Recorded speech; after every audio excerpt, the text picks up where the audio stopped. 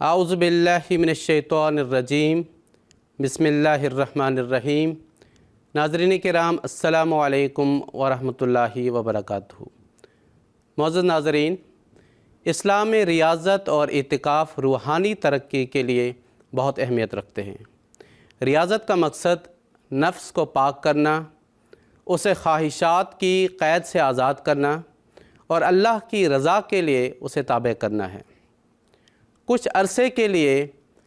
دنیاوی مصروفیتوں سے الگ ہو کر مکمل طور پر اللہ تعالیٰ کے ساتھ تعلق قائم کرنے کی کوشش کرنا، یہی اصل اعتکاف ہے۔ یہ ہمیں خود شناسی،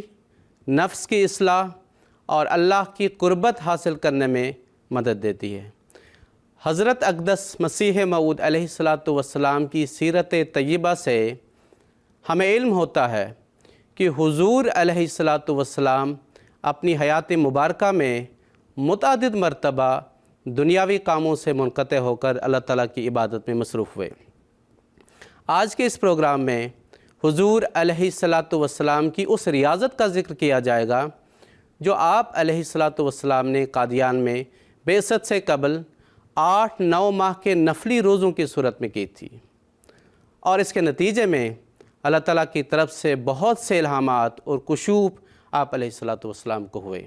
آج کے اس پروگرام میں خاکسار کے ساتھ شریک گفتگو رہیں گے محترم مولانا عطاء المجیب لون صاحب اور محترم مولانا حافظ سید رسول نیاز صاحب۔ دونوں حضرات کا میں پروگرام میں خیر مقدم کرتا ہوں۔ پروگرام کا آغاز کرتے ہوئے سب سے پہلے میں محترم عطاء المجیب لون صاحب سے درخواست کرتا ہوں کہ بیت الریاضت کا جو حجرہ ہے، اس کا پس منظر کیا ہے، ہمارے ناظرین کو اس کی تفصیل بیان کرنے کی درخواست ہے۔ جی جزاکم اللہ۔ بسم اللہ الرحمن الرحیم۔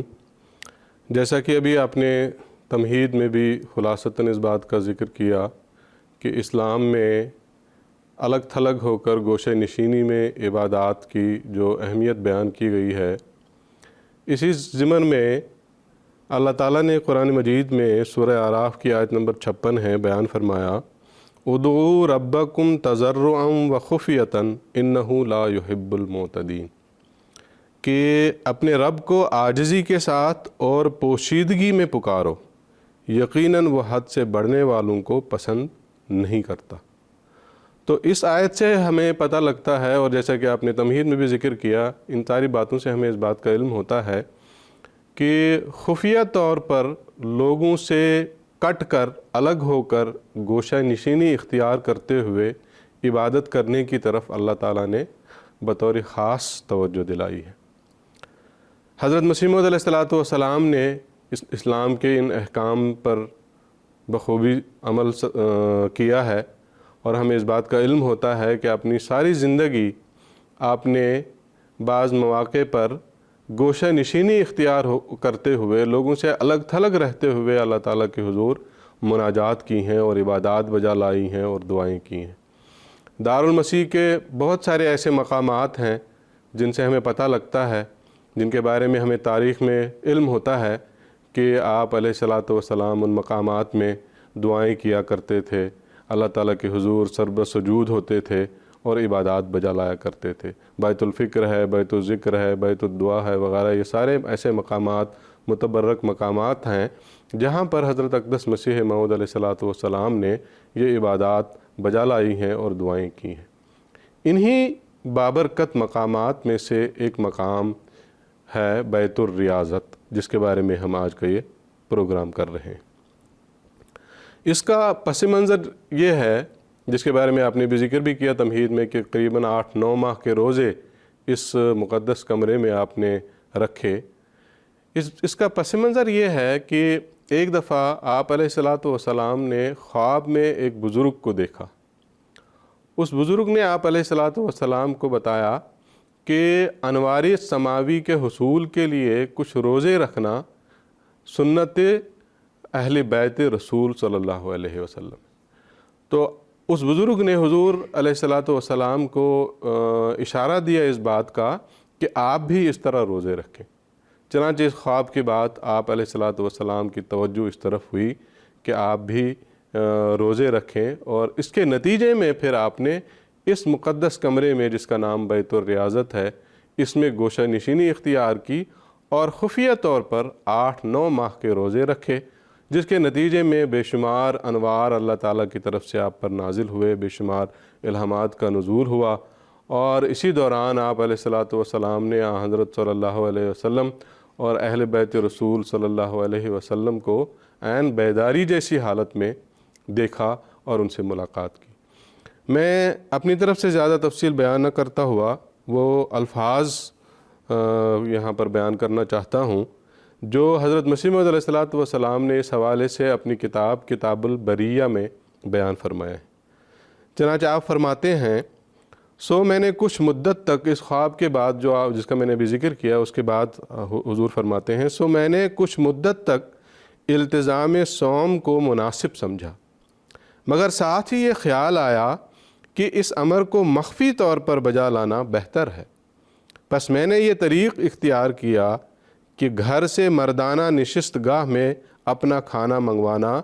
اور پھر وہ کھانا پوشیدہ طور پر بعض یتیم بچوں کو، جن کو میں نے پہلے سے تجویز کر کے وقت پر حاضری کے لیے تاکید کر دی تھی، دے دیتا، اور اس طرح تمام دن روزہ میں گزارتا، اور بجز خدا تعالیٰ کے ان روزوں کی کسی کو خبر نہ تھی۔ پھر 2-3 ہفتہ کے بعد مجھے معلوم ہوا کہ ایسے روزوں سے جو ایک وقت میں پیٹ بھر کر روٹی کھا لیتا ہوں، مجھے کچھ بھی تکلیف نہیں، بہتر ہے کہ کسی قدر کھانے کو کم کروں۔ سو میں اس روز سے کھانے کو کم کرتا گیا، یہاں تک کہ میں تمام دن رات میں صرف 1 روٹی پر کفایت کرتا تھا، اور اسی طرح میں کھانے کو کم کرتا گیا، یہاں تک کہ شاید صرف چند تولہ روٹی میں سے 8 پہر کے بعد میری غذا تھی۔ غالباً 8 یا 9 ماہ تک میں نے ایسا ہی کیا، اور باوجود اس قدر قلت غذا کے کہ 2-3 ماہ کا بچہ بھی اس پر صبر نہیں کر سکتا، اللہ تعالیٰ نے مجھے ہر ایک بلا اور آفت سے محفوظ رکھا۔ اور اس قسم کے روزہ کے عجائبات میں سے جو میرے تجربہ میں آئے، وہ لطیف مکاشفات ہیں جو اس زمانہ میں میرے پر کھلے۔ یہ وہ برکات ہیں حضور اب بیان فرما رہے ہیں جو ان روزوں کے نتیجے میں آپ علیہ الصلاۃ والسلام کو اللہ تعالیٰ نے عطا فرمائی۔ فرماتے ہیں، میرے تجربہ میں آئے وہ لطیف مکاشفات ہیں جو اس زمانے میں میرے پر کھلے، چنانچہ بعض گزشتہ نبیوں کی ملاقاتیں ہوئیں، اور جو اعلیٰ طبقہ کے اولیاء اس امت میں گزر چکے ہیں ان سے ملاقات ہوئی۔ ایک دفعہ عین بیداری کی حالت میں جناب رسول اللہ صلی اللہ علیہ وسلم مع حسنین و علی رضی اللہ عنہ و فاطمہ رضی اللہ عنہا کے دیکھا، اور یہ خواب نہ تھی بلکہ ایک بیداری کی قسم تھی۔ غرض اسی طرح پر کئی مقدس لوگوں کی ملاقاتیں ہوئیں جن کا ذکر کرنا موجب تطویل ہے،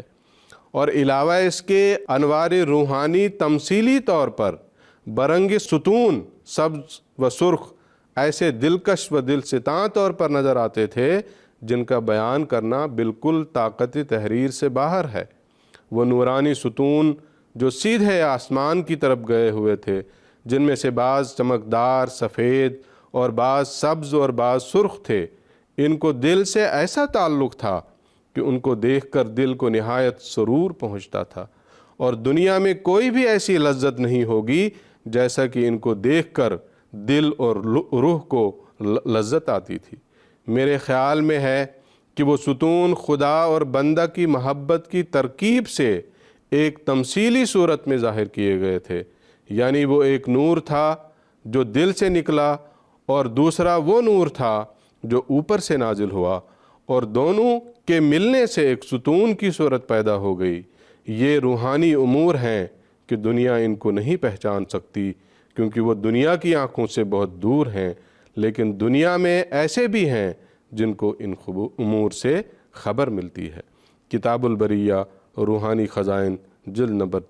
13 صفحہ نمبر 197 تا 199۔ تو یہ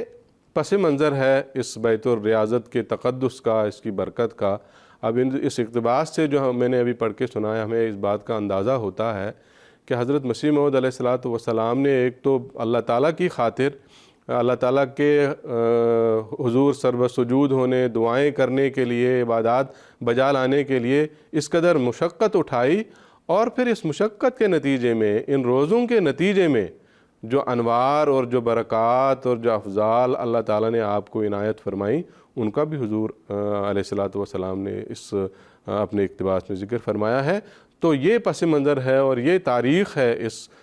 مقدس کمرے کی، جس کو ہم بیت الریاضت کے نام سے جانتے ہیں، پہچانتے ہیں۔ اس سے ہمیں پتہ لگتا ہے کہ یہ کمرہ کتنا بابرکت کمرہ ہے، کتنی برکات کا نزول اس کمرے میں حضرت مسیح موعود علیہ الصلوۃ والسلام کے اوپر ہوا ہے۔ تو ہم میں سے ہر ایک کو چاہیے کہ اس بابرکت کمرے کی زیادہ سے زیادہ ہم زیارت کریں اور وہاں جتنا ممکن ہو سکے ہم دعائیں کریں۔ اور یہی وہ کمرہ ہے جس کمرے میں حضرت مسیح موعود علیہ الصلوۃ والسلام نے اپنی کتاب براہین احمدیہ بھی تصنیف فرمائی۔ آپ کی سب سے پہلی اور مائع ناز کتاب، مشہور عالم کتاب براہین احمدیہ کی تصنیف بھی اسی کمرے میں حضرت مسیح موعود علیہ الصلوۃ والسلام نے فرمائی ہے۔ تو اس اعتبار سے یہ کمرہ نہایت ہی بابرکت کمرہ ہے، جس سے ہم سب کو، تمام احباب جماعت کو فائدہ اٹھانا چاہیے اور اس بابرکت کمرے کی زیادہ سے زیادہ زیارت کرنی چاہیے، اور وہاں جتنا ممکن ہو سکے دعائیں کر کے اللہ تعالیٰ کے حضور حاضر ہو کر ان دعائیں کر کے اپنے لیے بھی اور جماعت کے لیے بھی اور احباب جماعت کے لیے بھی جس قدر ممکن ہو دعائیں کر کے اللہ تعالیٰ کے حضور برکات کے حصول کا اپنی دعاؤں کو ذریعہ بنانا چاہیے۔ جزاکم اللہ تعالیٰ احسن الجزا۔ پروگرام کو آگے بڑھاتے ہوئے میں محترم حافظ سید رسول نیاز صاحب سے درخواست کرتا ہوں کہ اسلام میں نفلی روزوں اور نفلی عبادات کی کیا اہمیت اور اس کے کیا فوائد ہیں، اس پر روشنی ڈالنے کی درخواست۔ جزاکم اللہ۔ بسم اللہ الرحمن الرحیم۔ اسلامی عبادات میں ایک معین تعداد کے ساتھ ایک مسلمان پر کچھ فرائض مقرر ہیں۔ اس کے علاوہ کچھ سنن اور نوافل کے ذریعہ مزید خدا تعالیٰ کا قرب حاصل کرنے کی ترغیب دلائی گئی ہے، جنہیں ایک مسلمان آسانی کے ساتھ، اپنی سہولت کے ساتھ، طوالت کے ساتھ اور خشوع اور خضوع کے ساتھ ادا کر سکتا ہے۔ چنانچہ سیدنا حضرت اقدس محمد مصطفیٰ صلی اللہ علیہ وسلم ایک حدیث قدسی میں بیان فرماتے ہیں، حضور فرماتے ہیں کہ اللہ تعالیٰ نے مجھے یہ بیان فرمایا ہے کہ وما یزال عبدی یتقرب الیہ بالنوافل حتی احبہ، کہ میرا بندہ فرض ادا کر کے پھر نوافل کے ذریعہ سے اتنا میرا قرب حاصل کر لیتا ہے کہ میں اس سے محبت کرنے لگ جاتا ہوں، یہاں تک کہ میں اس کے کان بن جاتا ہوں جن سے وہ سنتا ہے، اس کی آنکھ بن جاتا ہوں جس سے وہ دیکھتا ہے، اور اس کا ہاتھ بن جاتا ہوں جس سے وہ پکڑتا ہے، اور اس کے پاؤں بن جاتا ہوں جن سے وہ چلتا ہے، اور اگر وہ مجھ سے کچھ مانگتا ہے تو میں اسے عطا کرتا ہوں، اور اگر وہ کسی سے میری پناہ طلب کرتا ہے تو میں اس کو اپنی پناہ دیتا ہوں۔ یہ حدیث بخاری کتاب الرقاق میں درج ہے۔ حضرت مسلم موعود رضی اللہ تعالیٰ عنہ اسی حدیث کے حوالے سے اپنی کتاب ذکر الہی میں فرماتے ہیں کہ اس حدیث سے ظاہر ہے کہ نوافل کا کتنا بڑا مقام ہے، اور اللہ تعالیٰ انسان کو کتنے بڑے درجہ تک پہنچاتا ہے کہ انسان اللہ تعالیٰ کے صفات کو اپنے اندر پیدا کر لیتا ہے۔ تو گویا نوافل کوئی معمولی چیز نہیں ہے۔ پھر ایک اور حدیث میں رسول کریم صلی اللہ علیہ وسلم فرماتے ہیں کہ قیامت کے روز بندے سے سب سے پہلے اس کی نماز کا محاسبہ ہوگا، اگر وہ ٹھیک رہی تو کامیاب ہو گیا، اور اگر وہ خراب نکلی تو وہ ناکام اور نامراد رہا، اور اگر اس کی فرض نمازوں میں کوئی کمی ہوگی تب اللہ تعالیٰ فرشتوں سے فرمائے گا دیکھو میرے اس بندے کے پاس کوئی نفل نماز ہے، چنانچہ فرض نماز کی کمی کی تلافی اس نفل سے پوری کر دی جائے گی، پھر اسی اندازے سے اس کے سارے اعمال کا محاسبہ ہوگا۔ یہ حدیث ترمذی کتاب الصلاۃ میں درج ہے۔ چنانچہ حضرت صلی اللہ علیہ وسلم نفل نمازوں کی طرف، نفل روزوں کی طرف بہت زیادہ توجہ دیا کرتے تھے، یہاں تک کہ اگر آپ کسی کا قرض واپس دیتے تو اس کو کچھ زائد ادا کیا کرتے تھے۔ چنانچہ حدیث میں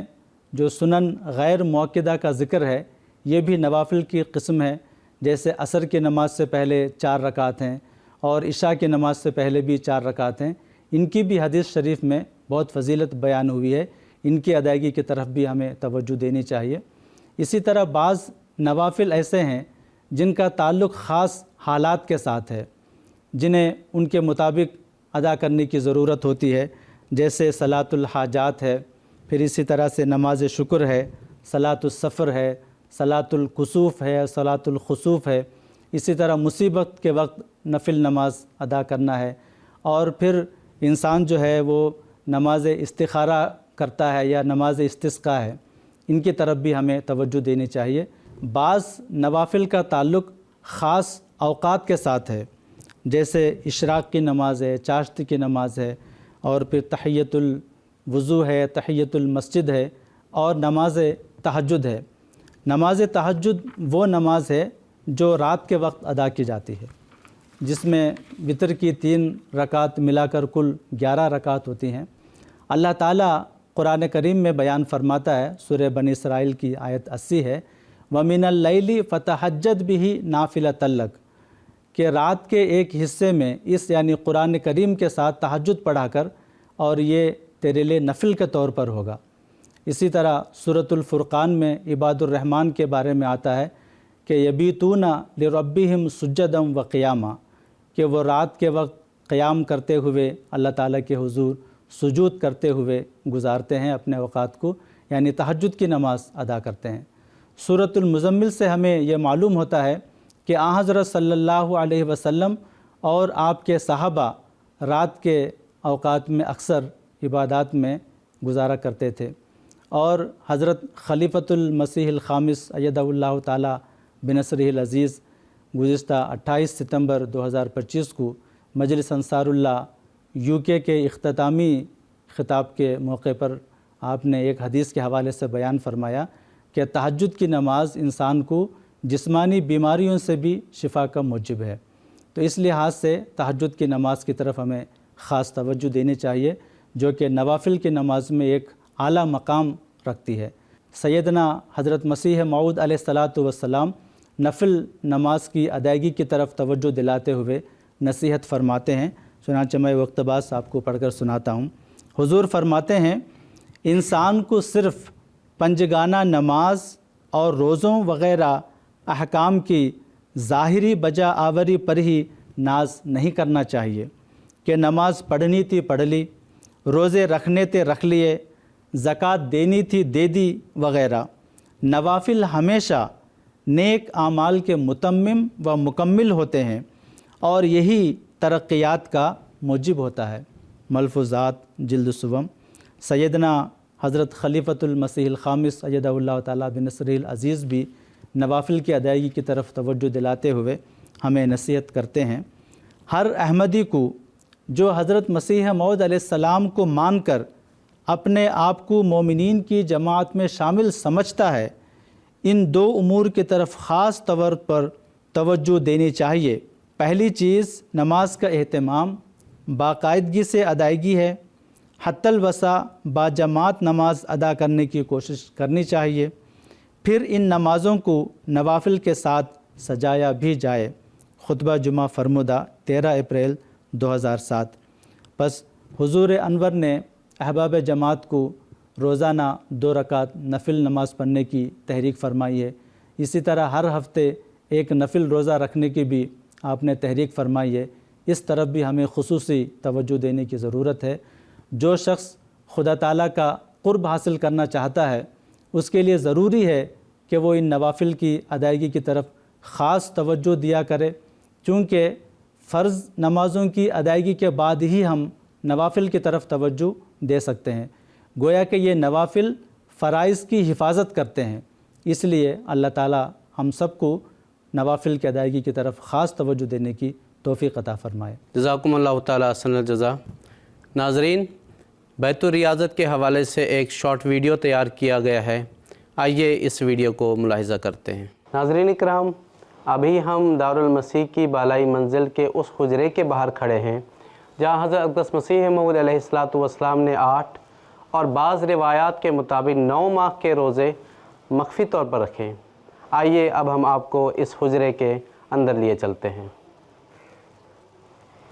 اس حجرے کی لمبائی 10 فٹ 2 انچ ہے اور چوڑائی 10 فٹ 1 انچ ہے۔ یہ اپنی اصل شکل میں ہے اور اس کی حفاظت اور رینویشن کا انتظام حسب ضرورت کیا جاتا رہا ہے۔ حضور علیہ الصلاۃ والسلام کا یہ معمول تھا کہ آپ اس کھڑکی سے کھانا منگواتے اور اس کھڑکی سے وہ کھانا یتیم اور غریب بچوں کو دے دیا کرتے تھے۔ حضرت اقدس مسیح موعود علیہ الصلاۃ والسلام نے ان غریب اور یتیم بچوں کو پہلے سے کہا ہوا تھا کہ اس جگہ پہنچ کر وہ کھانا لے جایا کریں۔ حضور علیہ الصلاۃ والسلام کو اس حجرے میں بہت سارے الہام اور کشوف ہوئے۔ اولیاء کرام، اہل بیت اور آن حضرت صلی اللہ علیہ وسلم کی زیارت بھی آپ علیہ الصلاۃ والسلام کو اس حجرے میں نصیب ہوئی۔ یہ حجرہ سارا سال نوافل کے لیے کھلا رہتا ہے اور احمدی احباب کثرت کے ساتھ نوافل کے لیے یہاں حاضر ہوتے ہیں۔ ناظرین، پروگرام کو آگے بڑھاتے ہوئے میں محترم مولانا عطاء المجیب لون صاحب سے درخواست کرتا ہوں کہ حضرت اقدس مسیح موعود علیہ الصلاۃ والسلام اپنی ریاضت کے بعد فرماتے ہیں کہ ایک دفعہ عین بیداری کی حالت میں جناب رسول صلی اللہ علیہ وسلم ماں حسنین رضی اللہ عنہما و علی رضی اللہ عنہ و فاطمہ رضی اللہ عنہا کو دیکھا، اور یہ خواب نہ تھی بلکہ بیداری کی ایک قسم تھی۔ اس پہ اعتراض بھی کیا جاتا ہے، تو اس کی کیا حقیقت ہے، ہمارے ناظرین کو بتانے کی درخواست ہے۔ جی جزاکم اللہ، اختصار سے اس کا جواب عرض کروں گا۔ اس پر ہمارے بعض جو مخالفین ہیں وہ اعتراض کرتے ہیں کہ عین بیداری میں دیدار تو حضور صلی اللہ علیہ وسلم کا صحابہ کرام رضوان اللہ علیہم اجمعین کو نصیب تھا، اس کے بعد تو کسی کو بیداری کی حالت میں آپ صلی اللہ علیہ وسلم کا دیدار نہیں ہو سکتا۔ تو پھر حضرت مسیح موعود علیہ الصلاۃ والسلام نے کیسے یہ بات بیان فرمائی ہے کہ آپ علیہ السلام کو حضور صلی اللہ علیہ وسلم کا دیدار عین بیداری میں ہوا ہے؟ بیداری کیا ہے اس کا بھی تھوڑا سا میں ذکر کروں گا انشاءاللہ، لیکن قبل اس کے میں ایک حدیث کی طرف اپنے ناظرین کی توجہ مبذول کرانا چاہتا ہوں۔ حدیث مبارکہ ہے، یہ بخاری شریف کی حدیث ہے، کتاب التعبیر میں حضرت صلی اللہ علیہ وسلم نے فرمایا، من رعانی فی المنام فسیرانی فی الیقظۃ ولا یتمثل الشیطان بی، کہ جس نے مجھے خواب میں دیکھا تو وہ مجھے بیداری کی حالت میں بھی دیکھے گا یا دیکھ سکتا ہے، ولا یتمثل الشیطان بی، شیطان میرا تمثل اختیار نہیں کر سکتا۔ تو اس میں بڑے واضح طور پہ حضرت صلی اللہ علیہ وسلم نے فرمایا ہے، دونوں چیزوں کا اس میں ذکر فرمایا کہ خواب میں بھی مجھے دیکھا جا سکتا ہے، لوگ خواب میں بھی مجھے دیکھ سکتے ہیں، اور جو لوگ خواب میں مجھے دیکھتے ہیں وہ مجھے بیداری کے عالم میں بھی دیکھ سکتے ہیں۔ تو اس بات سے اس اعتراض کا تو کلی طور پر قلع کما ہو جاتا ہے، اس اعتراض کی کوئی گنجائش باقی نہیں رہتی کہ حضرت صلی اللہ علیہ وسلم کا بیداری کی حالت میں دیدار نہیں ہو سکتا، کوئی آپ صلی اللہ علیہ وسلم کو بیداری کی حالت میں نہیں دیکھ سکتا۔ اور جہاں تک ہم امت کی تاریخ کا مطالعہ کر کے دیکھتے ہیں تو بہت سارے ایسے بزرگان کے واقعات ہمارے سامنے آتے ہیں، اولیاء اللہ کے واقعات ہمارے سامنے آتے ہیں، جن سے ہمیں پتہ لگتا ہے کہ اللہ تعالیٰ نے ان اولیاء کو بھی حضرت صلی اللہ علیہ وسلم کا دیدار بیداری کی حالت میں عطا فرمایا۔ میں ایک دو کا ذکر کرنا چاہوں گا وقت کی رعایت سے۔ امام عبد الوہاب شعرانی فرماتے ہیں کہ میں نے کئی بار بیداری میں رسول اللہ صلی اللہ علیہ وسلم کی زیارت کی ہے۔ اپنی کتاب الانوار القدسیہ میں انہوں نے اس بات کا ذکر فرمایا ہے۔ پھر حضرت شاہ ولی اللہ محدث دہلوی رحمۃ اللہ علیہ نے اپنی کتاب فیوض الحرمین میں لکھا ہے کہ میں اپنی بیداری کی زیارت رسول کریم صلی اللہ علیہ وسلم کا انہوں نے اس کتاب میں ذکر کیا ہے۔ حضرت شاہ ولی اللہ محدث دہلوی رحمۃ اللہ علیہ نے اپنی کتاب میں جس کا نام ہے فیوض الحرمین، اس میں انہوں نے حضرت صلی اللہ علیہ وسلم کو بیداری کی حالت میں دیکھنے کا ذکر کیا ہے۔ تو دو میں نے صرف بیان کیے ہیں، دو بزرگان کا ذکر کیا ہے۔ اس کے علاوہ بھی بہت سارے بزرگان کے واقعات کا پتہ لگتا ہے جنہوں نے خواب کی حالت میں، اور کئیوں نے ذکر کیا ہے کہ بیداری کی حالت میں حضور صلی اللہ علیہ وسلم کا ہم نے دیدار کیا۔ اسی طرح حضرت مسیح موعود علیہ الصلاۃ والسلام نے بھی اپنی بعض کتب میں بھی، اور اس موقع پر بھی جو بیت الریاضت میں جو آپ نے ریاضت 8-9 ماہ کی روزے رکھ کے، اس میں اس کی تفصیل جو میں نے ابھی پہلے سوال کے جواب میں پیش کی، اس میں حضور علیہ الصلاۃ والسلام نے اس بات کا ذکر فرمایا ہے کہ جو برکات اس ریاضت کے نتیجے میں مجھے اللہ تعالیٰ نے عطا فرمائی، ان میں سے ایک عظیم الشان برکت یہ بھی تھی کہ عین بیداری کی حالت میں میں نے حضرت صلی اللہ علیہ وسلم کو، حضرت امام حسن رضی اللہ عنہ کو، حضرت امام حسین رضی اللہ عنہ کو، حضرت علی رضی اللہ عنہ کو اور حضرت فاطمۃ الزہرا رضی اللہ عنہا کو دیکھا۔ تو یہ وہ برکات تھی جو اس ریاضت کے نتیجے میں اللہ تعالیٰ نے آپ کو عطا فرمائی۔ اور پھر بعض اور مقامات پر بھی حضور نے اس بات کا ذکر فرمایا ہے، چنانچہ براہین احمدیہ میں ایک جگہ آپ علیہ الصلوۃ والسلام نے ذکر فرمایا ہے کہ میں نے بار بار رسول اللہ صلی اللہ علیہ وسلم کی زیارت پائی ہے، کبھی خواب میں، کبھی کشف میں، اور کبھی ایسے ہی جیسے کوئی بیداری میں دوسرے کو دیکھتا۔ تینوں صورتوں میں حضور علیہ الصلوۃ والسلام فرماتے ہیں کہ میں نے حضرت صلی اللہ علیہ وسلم کا دیدار کیا ہے اور آپ کی زیارت اللہ تعالیٰ نے مجھے عطا فرمائی ہے۔ اب جہاں تک یہ بیداری والا، غالباً ہمارے جو مخالفین اعتراض کرتے ہیں وہ غالباً اس بیداری کے لفظ سے دھوکہ کھا کے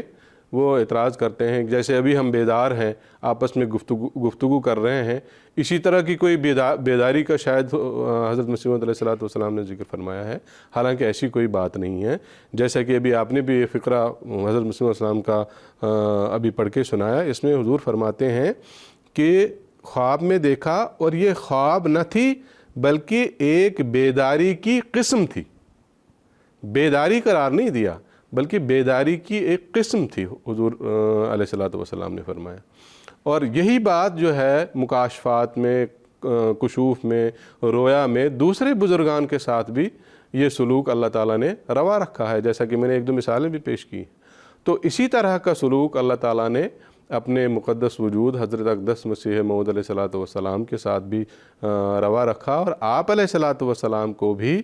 بیداری کے عالم میں ایسے کشف کے نتیجے میں، کہنے کا مطلب حضرت مسیح موعود علیہ الصلوۃ والسلام کا یہ ہے کہ یہ خواب کوئی ایسی خواب نہیں تھی کہ جس میں انسان جو ہے بالکل خواب غفلت میں سویا ہوا ہوتا ہے اور اس کو دنیا کا کوئی حس نہیں ہوتی، اس کو کچھ پتہ نہیں ہوتا، ایسے حالات میں دیکھی ہوئی خواب نہیں ہے یہ۔ ایسی حالات میں بھی خواب دیکھی جا سکتی ہے، لیکن جس حالت میں میں نے حضرت نبی اکرم صلی اللہ علیہ وسلم کو اور امام حسن، امام حسین رضی اللہ عنہما کو، حضرت علی رضی اللہ عنہ کو اور حضرت فاطمہ رضی اللہ تعالیٰ عنہا کو دیکھا، وہ اس قسم کی خواب نہیں تھی، بلکہ وہ ایک ایسا کشف اور ایسا لطیف کشف تھا جس کو بیداری سے تشبیہ دی جا سکتی ہے، جو بیداری کی ہی ایک قسم ہے۔ تو اس طرح جیسے کہ میں نے حدیث کا بھی حوالہ دیا، اس سے بھی ہمیں اس بات کا پتہ لگتا ہے، اور یہ جو تفصیل میں نے بیان کی ہے اس سے بھی ہمیں اس بات کا علم ہوتا ہے کہ اس پر کسی قسم کا اعتراض کرنے کی کوئی گنجائش باقی نہیں رہتی ہے۔ ہمارے جو مخالفین ہیں ان کو مغالطہ لگا ہے، اور ان مغالطے کی وجہ سے وہ اس قسم کا اعتراض کرتے ہیں، اور بعض مخالفین تو ایسے ہیں جو دیدہ دانستہ یہ جانتے ہوئے بھی کہ بات کیا بیان کی جا رہی ہے، کس تناظر میں بیان کی جا رہی ہے، اور اس بات کا مفہوم کیا ہے، اور اس کے واقعات ہمارے امت کی تاریخ میں اولیاء کرام کے واقعات میں اس کی مثالیں موجود ہیں، یہ سب جانتے ہوئے بھی لوگوں کو گمراہ کرنے کی خاطر بعض لوگ اعتراض کرتے ہیں۔ تو خلاصہ یہ ہے کہ اس اعتراض کی کوئی حقیقت اس تمام وضاحت کی روشنی میں، خصوصاً حضور صلی اللہ علیہ وسلم کی اس حدیث کی روشنی میں جو میں نے شروع میں ہی بیان کی، بخاری کتاب التعبیر کی، اس حدیث کی روشنی میں اس اعتراض کی کوئی حقیقت باقی نہیں رہتی۔ جزاکم اللہ تعالیٰ احسن جزا۔ پروگرام کو آگے بڑھاتے ہوئے میں محترم مولانا حافظ سید رسول نیاز صاحب سے درخواست کرتا ہوں کہ حضرت اقدس مسیح موعود علیہ الصلوۃ والسلام نے بیت الریاضت میں ریاضت کی، اس کے علاوہ حضور علیہ الصلوۃ والسلام کثرت کے ساتھ دعائیں کرتے تھے، ریاضت کرتے تھے، اس میں ہمارے لیے کیا سبق ہے، اس پہ روشنی ڈالنے کی درخواست۔ جزاکم اللہ۔ سیدنا حضرت مسیح موعود علیہ الصلوۃ والسلام بچپن سے ہی خلوت نشینی میں عبادت کرنے کو پسند فرمایا کرتے تھے، چنانچہ پنجابی میں آپ کو مسیتڑ کہا جاتا تھا، جس کے معنی ہیں کہ آپ اپنے اکثر اوقات مسجد میں گزارا کرتے تھے۔ آپ مسجد میں نمازیں ادا کرتے، قرآن کریم کی تلاوت کیا کرتے تھے اور دینی کتب کا مطالعہ فرمایا کرتے تھے۔ چنانچہ آپ اپنے ایک منظوم عربی کلام میں فرماتے ہیں، المسجد مکانی والصالحون اخوانی وذکر اللہ مالی وخلق اللہ عیالی، کہ مسجد اواہل سے میرا مکان اور صالحین یعنی خدا تعالیٰ کے نیک بندے میرے بھائی، اور یاد الہی میری دولت، اور مخلوق خدا میرا عیال اور خاندان ہے۔ پھر آپ اپنے ایک اردو منظوم کلام میں فرماتے ہیں، ابتدا سے تیرے ہی سائے میں میرے دن کٹے، گود میں تیری رہا میں مثل طفل شیر خوار۔ حضرت اقدس مسیح موعود علیہ الصلاۃ والسلام کے بچپن کے تعلق سے حضرت شیخ یعقوب علی صاحب عرفانی رضی اللہ تعالیٰ عنہ ایک ایمان افروز واقعہ بیان فرماتے ہیں کہ آپ اپنے بچپن میں ہی اپنی ایک ہمسن لڑکی سے آپ فرماتے ہیں کہ نامرادے دعا کر کہ خدا میرے نماز نصیب کرے۔ یہ گو بہت مختصر جملہ ہے، لیکن اس سے عشق الہی کا غیر معمولی اظہار ہوتا ہے جو آپ کے دل میں موجزن تھا۔ حضرت اقدس مسیح موعود علیہ الصلاۃ والسلام اپنے آقا و مطاع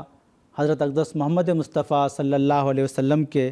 اخلاق کی اور عادات کی مکمل پیروی کیا کرتے تھے۔ آپ اپنے اکثر اوقات قرآن کریم کی تلاوت میں گزارتے اور سفروں میں بھی جاتے تو علیحدگی میں عبادتیں بجا لایا کرتے تھے۔ یہاں تک کہ مقدمات میں بھی اگر آپ تشریف لے جاتے ہیں اور پیشی کے وقت بھی نماز کا وقت ہو جاتا ہے تو آپ نماز ادا کرنے کی طرف متوجہ ہوتے تھے اور پیشی کی پرواہ نہیں کیا کرتے تھے۔ اسی طرح آپ نے ہوشیارپور میں بھی چلہ کشی فرمائی، جہاں مسلسل آپ عبادات میں مصروف رہے، اور تہجد کی نماز آپ باقاعدگی سے اول وقت میں ادا کیا کرتے تھے، اور پھر روزوں کی ادائیگی کی طرف، روزے رکھنے کی طرف بھی آپ خاص توجہ دیا کرتے تھے۔ سیدنا حضرت مسیح موعود علیہ الصلاۃ والسلام نے اپنے ماننے والوں کو 5 وقتہ نماز کا اہتمام کرنے اور روزانہ کم از کم 2 رکعت تہجد کی نماز ادا کرنے کی بہت توجہ دلائی ہے۔ اسی طرح روزوں کی طرف بھی آپ نے احباب جماعت کو توجہ دلائی ہے۔ اس لیے ہم سب کو چاہیے کہ 5 وقتہ نمازوں کی طرف اور روزوں کی طرف خاص توجہ دیا کریں۔ حضرت مسیح موعود علیہ الصلاۃ والسلام نماز کی طرف توجہ دلاتے ہوئے فرماتے ہیں، نماز خدا کا حق ہے، اسے خوب ادا کرو، وفا اور صدق کا خیال رکھو، اگر سارا گھر غارت ہوتا ہو تو ہونے دو، مگر نماز کو ترک مت کرو۔ یہ دین کو درست کرتی ہے، اخلاق کو درست کرتی ہے، دنیا کو درست کرتی ہے۔ نماز کا مزہ دنیا کے ہر ایک مزے پر غالب ہے۔ قرآن شریف میں 2 جنتوں کا ذکر ہے، ایک ان میں سے دنیا کی جنت ہے اور وہ نماز کی لذت ہے۔ ملفوظات جلد سوم۔ چنانچہ حضرت مسیح موعود علیہ الصلاۃ والسلام کے صحابہ خاص طور پر عبادات کی طرف توجہ دیا کرتے تھے۔ حضرت نواب محمد علی خان صاحب رضی اللہ تعالیٰ عنہ کے بارے میں آتا ہے کہ آپ بیعت کرنے کے بعد نماز کے بہت پابند ہو گئے تھے، اور اسی طرح حضرت محمد رحیم الدین صاحب رضی اللہ تعالیٰ عنہ کے بارے میں آتا ہے کہ آپ کی فجر کی نماز قضا ہو جایا کرتی تھی، تو آپ نے حضور علیہ السلام سے دعا کی درخواست کی، تو حضرت مسیح موعود علیہ الصلاۃ والسلام نے ان کو نصیحت فرمائی کہ آپ کثرت سے استغفار اور درود شریف پڑھا کریں۔ چنانچہ اس کے بعد وہ کہتے ہیں کہ پھر کبھی فجر کی نماز قضا نہیں ہوئی۔ اور حضرت مولانا غلام رسول صاحب راجے کی رضی اللہ تعالیٰ عنہ کے بارے میں آتا ہے کہ وہ اتنے انہماک سے اور توجہ سے اور خشوع اور خضوع سے نماز ادا کیا کرتے تھے کہ نماز کی حالت میں ہی وہ زیارت رسول صلی اللہ علیہ وسلم کا شرف حاصل کیا کرتے تھے۔ تو اس لحاظ سے احباب جماعت کو چاہیے کہ حضرت مسیح موعود علیہ الصلاۃ والسلام کے اس نمونے کو اپناتے ہوئے خاص طور پر عبادات کی طرف توجہ دیا کریں۔ حضور علیہ الصلاۃ والسلام ایک موقع پر فرماتے ہیں، میرے آنے کی اصل غرض یہ ہے کہ ایک ایسی جماعت تیار ہو جاوے جو سچی مومن ہو اور خدا پر حقیقی ایمان لائے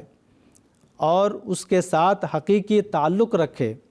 اور اسلام کو اپنا شعار بنائے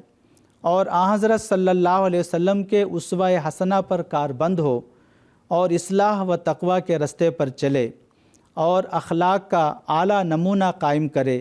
تا پھر ایسی جماعت کے ذریعہ دنیا ہدایت پاوے اور خدا کا منشا پورا ہو۔ سیرت المہدی حصہ اول۔ سیدنا حضرت خلیفۃ المسیح الخامس ایدہ اللہ تعالیٰ بنصرہ العزیز بھی ہمیں عبادات کی طرف توجہ دلاتے ہوئے فرماتے ہیں، اگر نمازوں میں رو رو کر اپنے رب سے مانگیں گے تو اللہ تعالیٰ اپنے دعووں کے مطابق ضرور ہماری دعائیں سنے گا۔ بس سب سے پہلے ہمیں اللہ تعالیٰ کے حضور جھکتے ہوئے اپنی نمازوں کو، اپنی دعاؤں کو اس کے لیے خالص کرنا ہوگا، اور یہی بنیادی چیز ہے۔ اگر نمازوں میں ذوق اور سکون میسر آ گیا تو سمجھیں سب کچھ مل گیا۔ خطبات مسرور جلد 2 صفحہ نمبر 220۔ بس دعاؤں کی قبولیت کے لیے یہ ضروری ہے کہ سب ذاتی رنجشوں اور قدورتوں کو بھلا دیا جائے اور دعاؤں میں اضطراب ہو۔ اپنے ارادوں اور خواہشات کو اللہ تعالیٰ کی رضا کے تابع کریں، روز نیکیوں میں ترقی کرنے کی کوشش کریں اور اللہ تعالیٰ کے تمام احکامات پر عمل کر کے خدا تعالیٰ کو سب طاقتوں کا مالک یقین کرے۔ چونکہ عبادات میں سب سے اعلیٰ مقام نماز کو حاصل ہے، اس لیے 5 وقتہ نماز کی ادائیگی کی طرف خاص توجہ دینے کی ضرورت ہے۔ تو اللہ تعالیٰ سے دعا ہے کہ وہ ہمیں حضرت مسیح موعود علیہ الصلاۃ والسلام کے اس پاک نمونے کو اپناتے ہوئے خصوصی عبادات بجا لانے کی توفیق عطا فرمائے۔ جزاکم اللہ تعالیٰ احسن الجزا۔ ناظرین، اس کے ساتھ ہی ہمارا آج کا یہ پروگرام اپنے اختتام کو پہنچتا ہے۔ میں اپنے دونوں مجیب حضرات کا شکریہ ادا کرتا ہوں۔ دیجیے اجازت۔ السلام علیکم ورحمۃ اللہ وبرکاتہ۔